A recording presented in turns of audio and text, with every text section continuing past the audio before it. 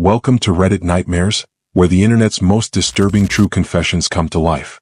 Hit subscribe if you're brave enough for more real horror confessions that will follow you into your dreams. Have you ever had that feeling that something isn't quite right? That prickling sensation at the back of your neck, the way your skin tightens with goosebumps even though you're not cold? I used to dismiss those feelings. I'd tell myself I was being irrational, paranoid even. Now I know better. Sometimes that voice in your head warning you that something's wrong is the only thing standing between you and unimaginable horror. It was a Friday evening in late October when my life changed forever. The sun had set hours ago, and I was driving back from visiting my parents in the rural town where I grew up. It's a 3-hour journey to my apartment in the city, most of it on long stretches of empty highway cutting through dense forest and farmland. I'd made this trip countless times before without incident. The rain had started about an hour into my drive. Not a downpour, just a persistent drizzle that made the night seem darker, the road slicker, the headlights of passing cars more blinding. I had the radio on low, some late-night talk show discussing urban legends and ghost stories. Fitting for the season, I suppose. The hosts were discussing a story about phantom hitchhikers when I first heard it. Knock, knock, knock. 3 distinct taps, as if someone was knocking on a door, except I was alone in my car, speeding down the highway at 70 miles per hour. I frowned, turning down the radio to listen more carefully. For a few minutes, there was nothing but the rhythmic swish of the windshield wipers and the hum of my tires on wet asphalt. Then it came again. Knock, knock, knock. This time I was sure it was coming from somewhere beneath me, under the car. My mind immediately jumped to mechanical issues. Maybe something had come loose and was hitting against the undercarriage. I'd been putting off a maintenance check for weeks now. Typical. Still, it was unsettling. 3 distinct knocks, like a signal, like someone trying to get my attention. I shook my head at the ridiculous thought. I was letting the radio program get to me. It was just some mechanical issue, nothing more. I'd get it checked when I got home. But the knocking continued, becoming more frequent, more insistent. A cold feeling began to settle in my stomach as I noticed something else. The knocking seemed to happen most often when I slowed down, almost as if whatever was causing it didn't want me to stop. By the time I was halfway home, my knuckles were white on the steering wheel. The knocking had become a regular occurrence, sometimes accompanied by what sounded like scratching. Metal on metal, I told myself. But a voice in the back of my mind whispered other possibilities. The next rest stop was 20 miles ahead, according to a passing sign. I decided I'd pull over there, get out, and check under the car, just to put my mind at ease. 10 miles later, the knocking changed. It became more desperate, more irregular. And then, I still get chills thinking about it. I could have sworn I heard something else. A voice. So faint I almost missed it over the sound of the engine and the rain. Help. I jerked the wheel in shock, nearly swerving into the next lane. There was no one else on this stretch of highway, just darkness on either side. My heart hammered in my chest as I tried to convince myself I was hearing things. The isolation, the late hour, the ghost stories on the radio. They were all playing tricks on my mind. But the knocking continued, and now that I'd imagined hearing a voice, I couldn't unhear it. Every knock seemed to carry a whispered plea. The rest stop couldn't come soon enough. When I finally saw the blue sign indicating it was a mile ahead, relief flooded through me. I put on my turn signal well in advance, desperate to get out of the car and confirm that there was nothing, no one, under my vehicle. The rest stop was deserted when I pulled in, which should have been a relief, but only added to my unease. I parked under one of the bright overhead lights, killed the engine, and sat there for a moment, listening. Silence. Drawing a deep breath, I stepped out into the drizzling rain.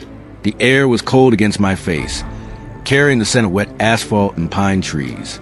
I stood beside my car, looking around the empty parking lot.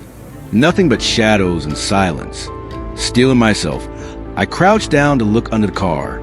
The light wasn't great, but I could make out the dark undercarriage. Nothing seemed obviously wrong. No dangling parts or obvious damage. I moved to the back of the car, bending down to check beneath the trunk, and that's when I saw them. Handprints. Bloody handprints smeared across the underside of my trunk and on the exhaust pipe. Human handprints, with long fingers stretched out as if clawing for purchase.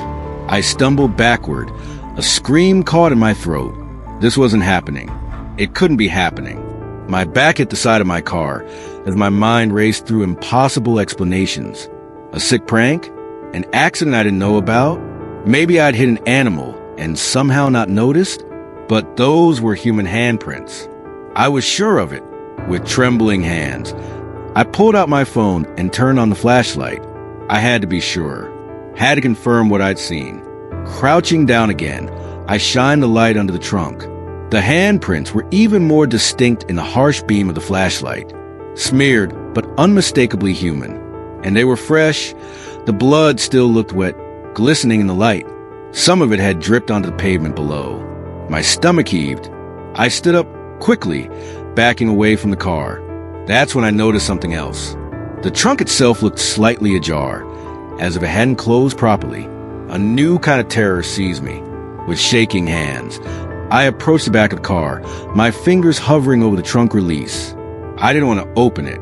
Every instinct screamed at me to get back in the car and drive away, to pretend I'd never seen those bloody handprints. But I had to know.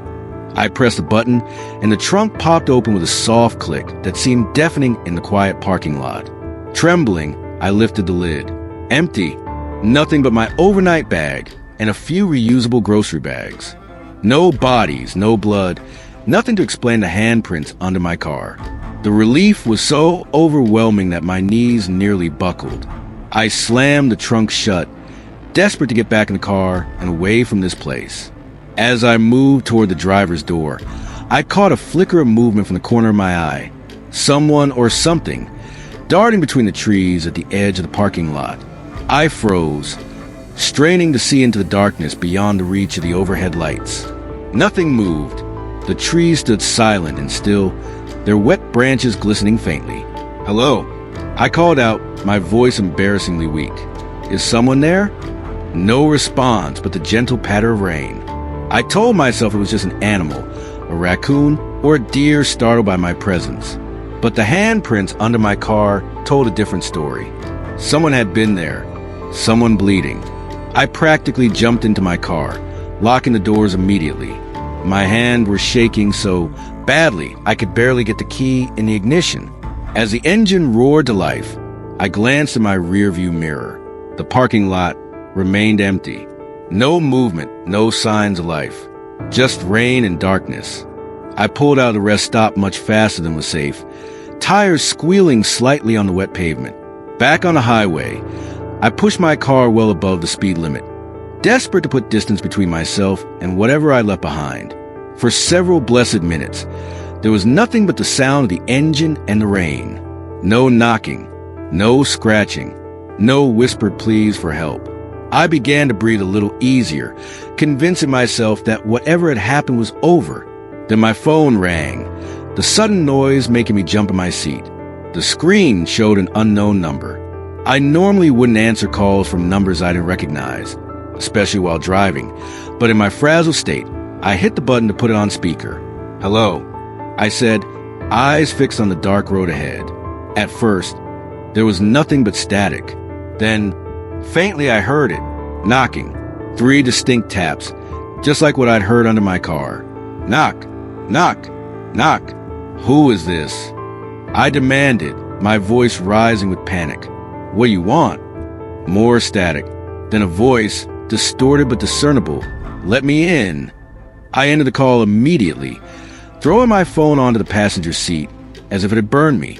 My heart was pounding so hard I could feel it in my throat. This wasn't happening.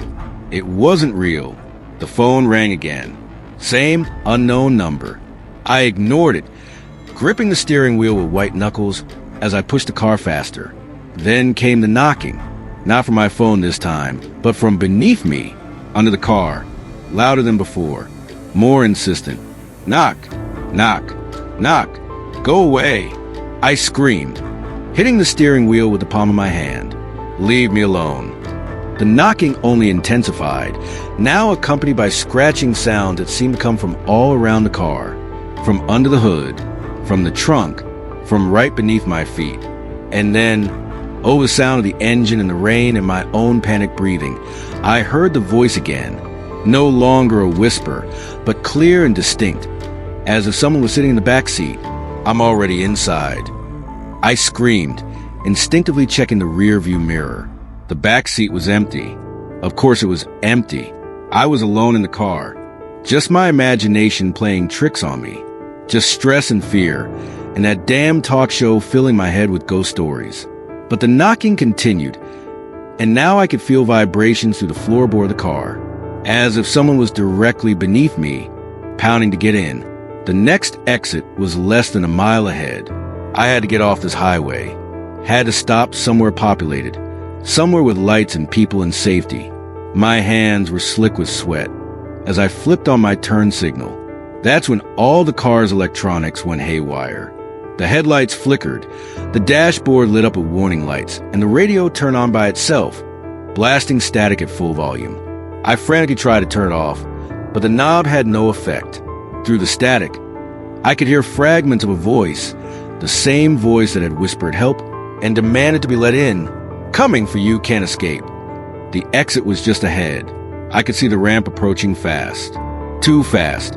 I realized with horror that the car was accelerating on its own, the speedometer climbing past 80, then 90. I slammed on the brakes, but they felt spongy and unresponsive. The car continued to pick up speed, sailing past the exit ramp. No! I screamed, fighting with the steering wheel that had suddenly become rigid in my hands. Stop. Please stop. The knocking had become a continuous pounding now, so violent that I could feel the car shaking. The radio static grew louder, the voice more distinct. Mine now, you're mine now. Through tears of terror, I saw another X approaching. A last chance.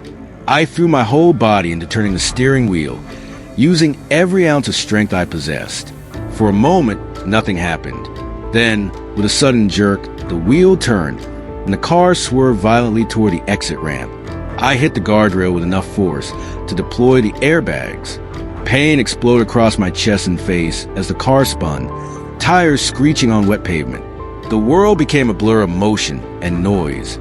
Metal scraping against metal, glass shattering, the horrible sound of impact after impact. When the car finally came to rest, I was upside down, hanging from my seat belt in absolute silence. The radio had stopped. The knocking had stopped. Even the rain seemed to have paused.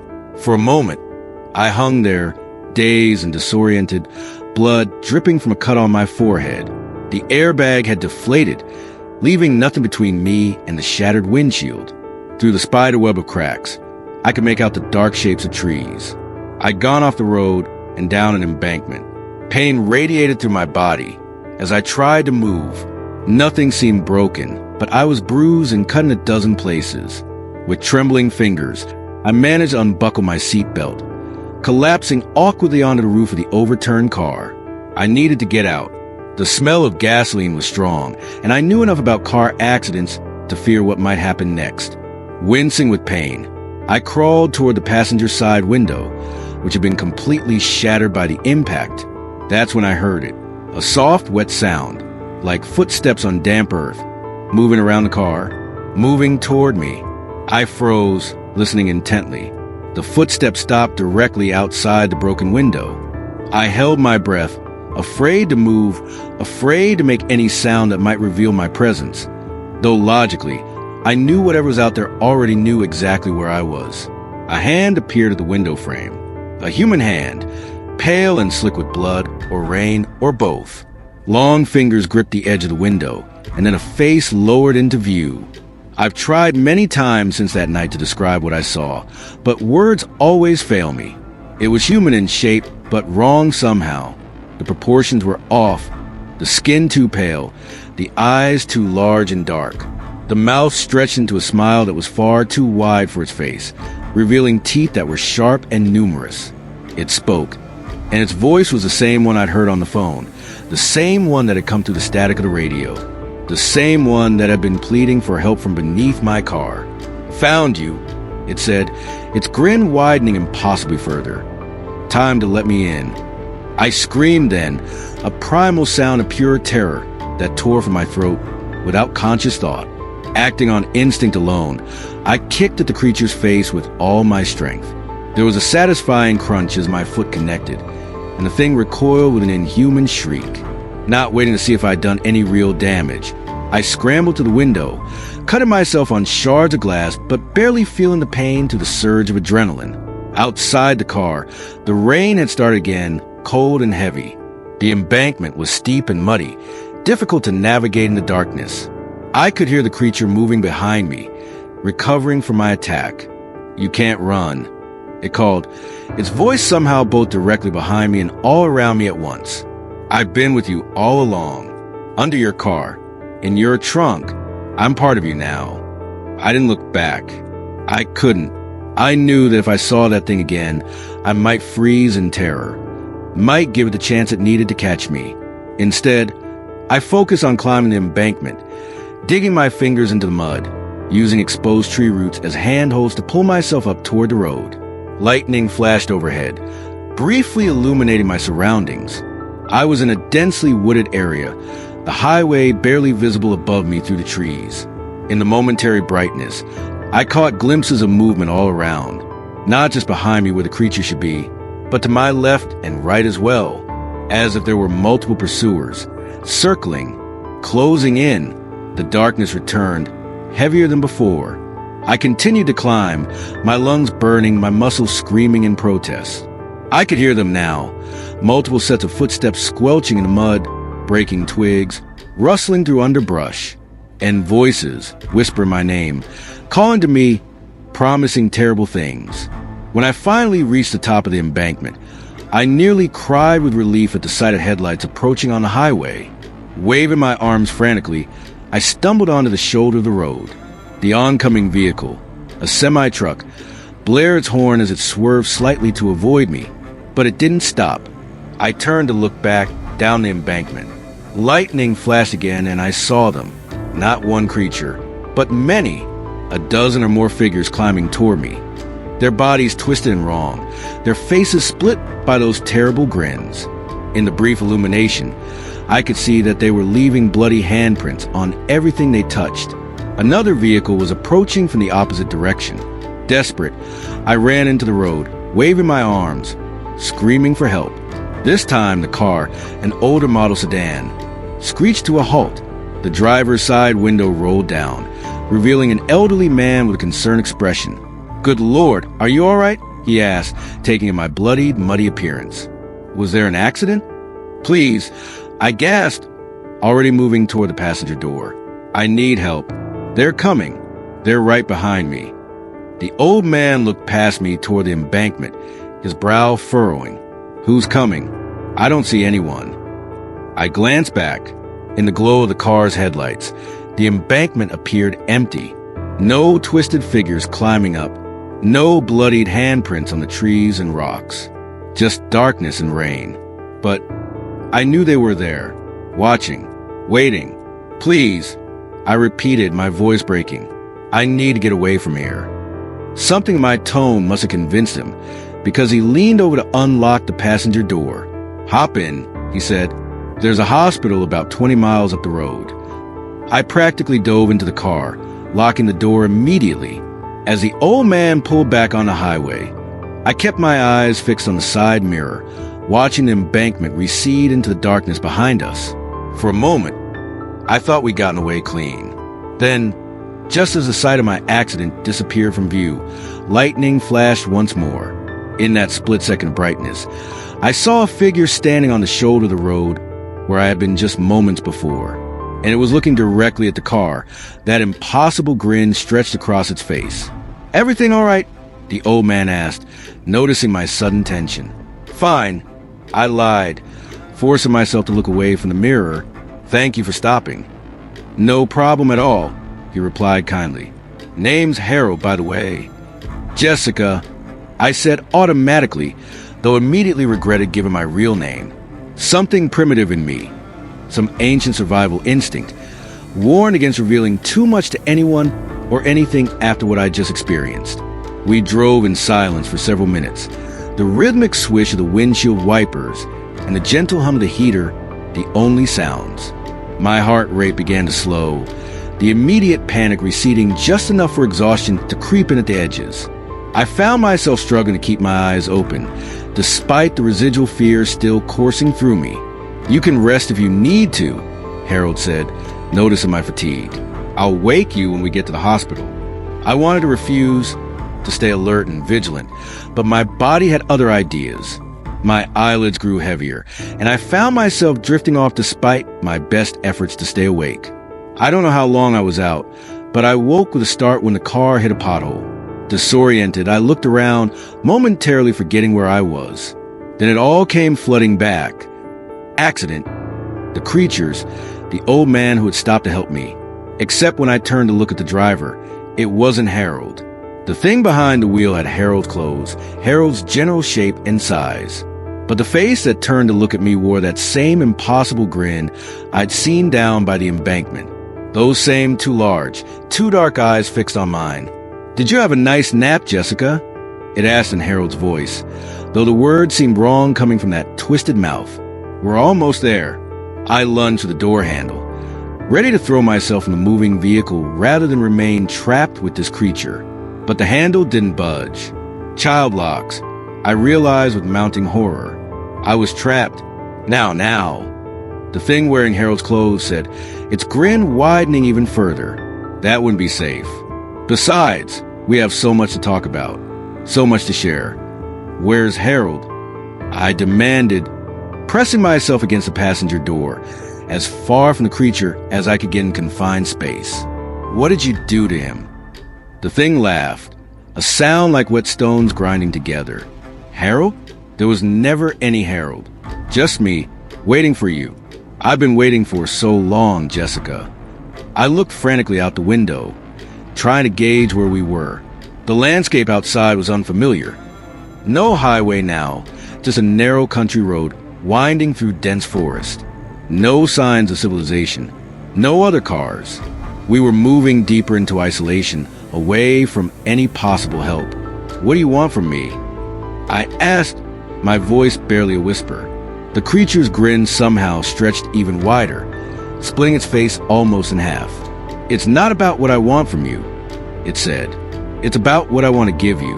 A gift, the gift of understanding, of seeing the world as it truly is." Its hand, no longer appearing human but elongated, with too many joints in the fingers, reached out toward me.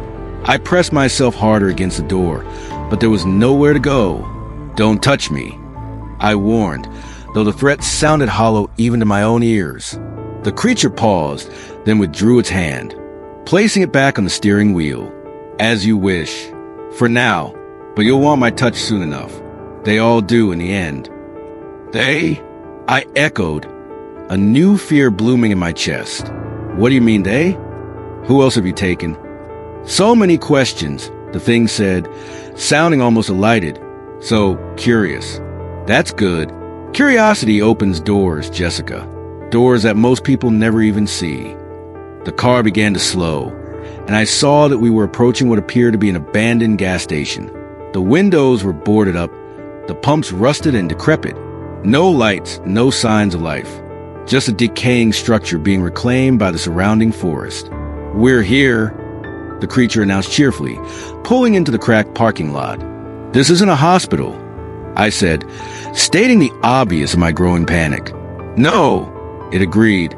"It's something much better. A doorway, my home, and soon yours too." The car came to a stop in front of the dilapidated building. The engine died, plunging us into silence broken only by the continuing patter of rain on the roof. The creature turned to face me fully, and in the darkness of the car, its features seemed to shift and blur, becoming less and less human with each passing second.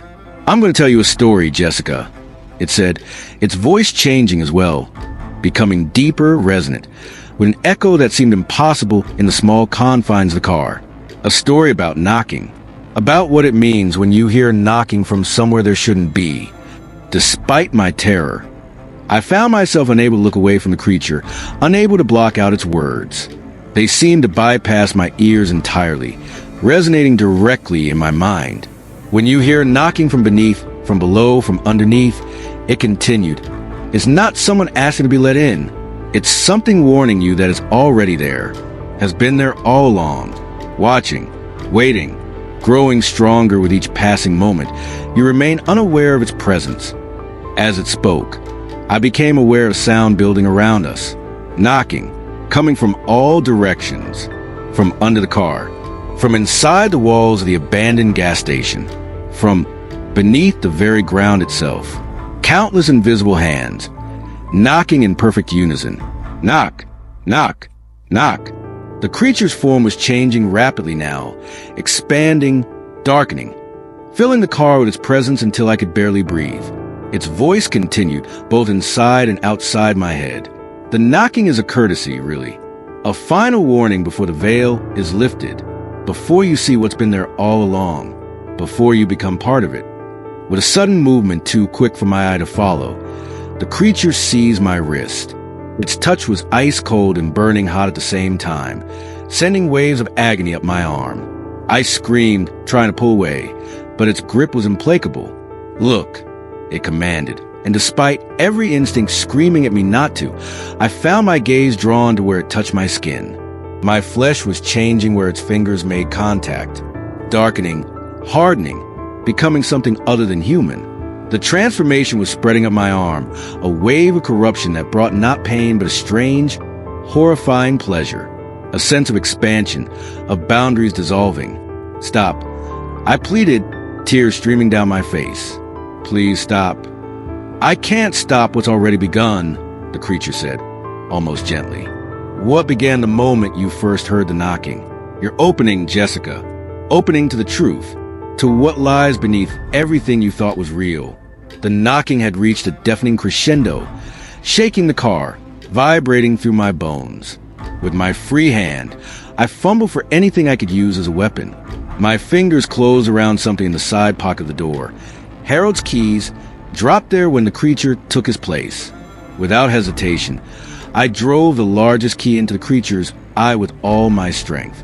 The thing wearing Harold's face reared back with an inhuman shriek, releasing my wrist. Black ichor spurted from the wound, sizzling where it touched the car's upholstery. The knocking faltered, became chaotic and disjointed. I seized a moment, throwing myself against the door, slamming my shoulder into it again and again until something gave way with a crack. The door flew open, and I tumbled out onto the wet gravel of the parking lot. Behind me, the creature continued to howl, a sound that contained not just pain but rage and, most terrifyingly, hunger. I scrambled to my feet, not daring to look back, and ran toward the road. The rain had become a downpour, reducing visibility to mere feet. I had no idea which direction would lead to safety, only that I needed to get as far from that gas station as possible. I chose a direction at random and ran, ignoring the pain in my injured arm, ignoring the strange sensation that continued to spread from where the creature had touched me. I don't know how long I ran, minutes or hours. It all blurred together in a haze of fear and exhaustion.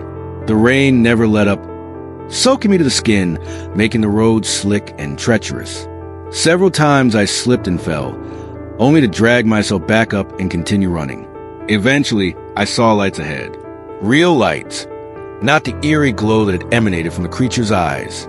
Street lights, porch lights, a small town. My pace quickened despite my exhaustion. I was almost sobbing with relief by the time I reached the first buildings. A small diner with an open sign still glowing in the window. Without hesitation, I stumbled inside, the bell above the door jingling cheerfully to announce my arrival. The few patrons inside, an elderly couple, a solo trucker, and a teenager behind the counter, all turned to stare at me. I must have been a sight, soaked through, covered in mud and blood, wild-eyed with terror. Help! I managed to gasp before my legs gave out, and I collapsed onto the diner's linoleum floor. What followed was a blur of concerned voices. Someone calling 911, being wrapped in blankets, questions I couldn't possibly answer truthfully. How could I explain what had happened? Who would believe me? So I lied, said I'd been in a car accident, that I'd gotten disoriented in the rain, that I didn't remember exactly what had happened. The paramedics who eventually arrived diagnosed me with concussion and exposure, which conveniently explain my confusion and seemingly delusional state. At the hospital, they treated my cuts and bruises, set me up within 4 for dehydration, and kept me overnight for observation. The police came to take a statement, but with no car found at a location I vaguely described and no missing person report for anyone named Harold, they seemed to write it off as confusion from my head injury. Throughout it all, I kept checking my arm, the place where the creature had touched me. There was a mark there, a bruise, the doctor said, though it didn't look like any bruise I'd ever seen. It was darker, almost black, with strange patterns that seemed to shift when I wasn't looking directly at them. And sometimes, in the quiet of the hospital room, I could hear it, faint but unmistakable, knocking, coming from underneath my bed, from inside the walls, from beneath the floor. Knock, knock, knock. They discharged me the next day. A friend came to pick me up, drove me back to my apartment in the city. I told her the same story I told everyone else. Car accident, got lost in the rain, memory fuzzy on the details. She believed me, or at least attended to. That was 3 weeks ago. Life has ostensibly returned to normal. I go to work. I eat. I sleep, though never well, never deeply. I've moved my bed away from the walls of my apartment, so that nothing can knock from the other side. I've stuffed towels into the spaces under my doors, taped over the drains in my sinks and tubs. It doesn't help. The knocking follows me everywhere. Gets louder at night, softer but never absent during the day. Sometimes I catch glimpses of faces and reflections, faces with 2 wide grins and 2 dark eyes. Sometimes my phone rings with unknown numbers, and though I never answer, the voicemails are always the same. Static, knocking. That voice calling my name. The mark on my arm has grown, spreading slowly up toward my shoulder, down toward my wrist. The doctors call it a rash. Prescribe creams and steroids that do nothing. In certain lights, my skin that looks less like skin and more like something else. Something darker. Something waiting to emerge. I know now what the creature meant when it said the knocking was a warning that something was already there, already inside. I can feel it growing in me, changing me. The boundaries between what I was and what I'm becoming growing thinner each day. Sometimes, I find myself standing in front of mirrors, smiling at my reflection. The smile feels too wide, too knowing. My teeth look sharper than they used to. I've started avoiding people. It's too hard to act normal, to pretend everything is fine. And there's another reason, one I can barely admit to myself. I'm afraid of what I might do, of the hunger that grows alongside the darkness spreading through my body. The knocking is loudest at night. It comes from everywhere now, from the walls, from the floor, from inside my own chest, as if something is trying to get out rather than in. Knock, knock, knock.